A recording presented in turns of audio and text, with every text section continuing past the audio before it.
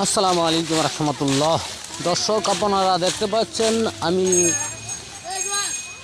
গজনি একটা পাহাড়ে ঘোরাঘুরি করতেছি, দেখতেছি জায়গাটা অনেক সুন্দর। তো একটা ভিডিও করে আপনাদের সামনে তুলে ধরলাম। ভিডিওটা ভালো লাগলে অবশ্যই লাইক কমেন্ট শেয়ার করে পাশে থাকবেন। আরও নতুন নতুন ভিডিও পাবেন আমার দর্শক, সাথে থাকুন, দেখে থাকুন। ভিডিওটা সাবস্ক্রাইব করে পাশে থাকুন। আরও ভালো ভালো ভিডিও আপনাদের সামনে তুলে ধরবো।